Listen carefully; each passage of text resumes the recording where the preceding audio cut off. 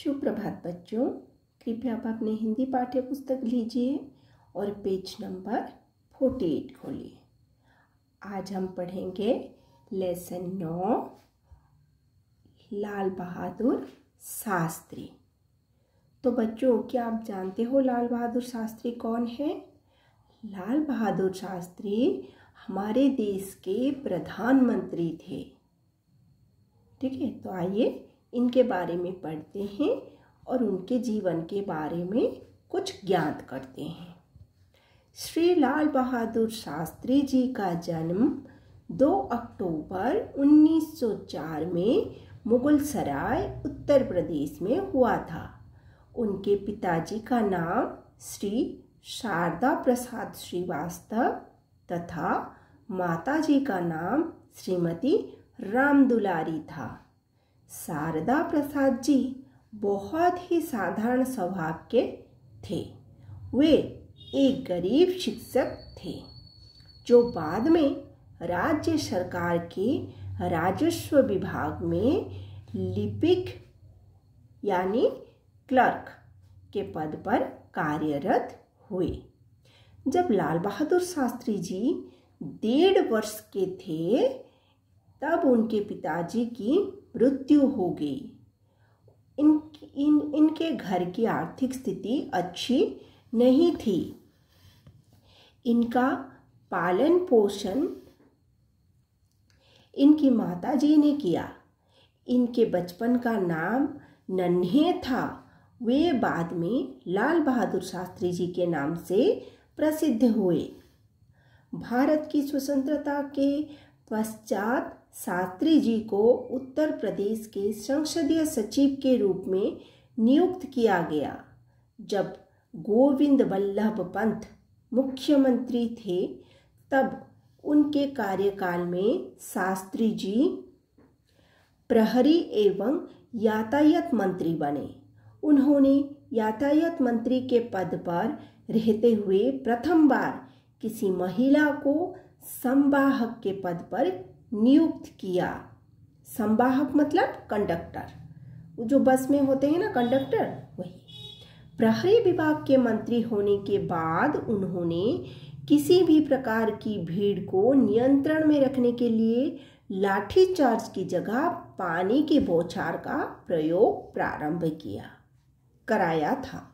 27 मई 1964 को जवाहरलाल नेहरू जी का देहांत हो जाने के बाद 9 जून 1964 को शास्त्री जी ने प्रधानमंत्री का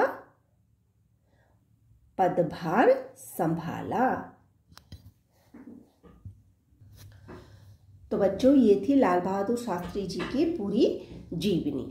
तो लाल बहादुर शास्त्री जी का जन्म 2 अक्टूबर 1904 को हुआ था उत्तर प्रदेश के मुगलसराय में। और उनके पिताजी का नाम क्या था? श्री शारदा प्रसाद श्रीवास्तव। और उनके माताजी का नाम था श्रीमती रामदुलारी। ठीक है, तो जब लाल बहादुर शास्त्री 1.5 साल के थे तो उनकी पिताजी की मृत्यु हो गई। फिर उसके बाद उनकी आर्थिक अवस्था बहुत ही खराब हो गई और उनका लालन पालन उनकी माताजी ने ही किया। ठीक है, और उनका बचपन का नाम क्या था? नन्हे। फिर वो जब बड़े हुए तो उनके काम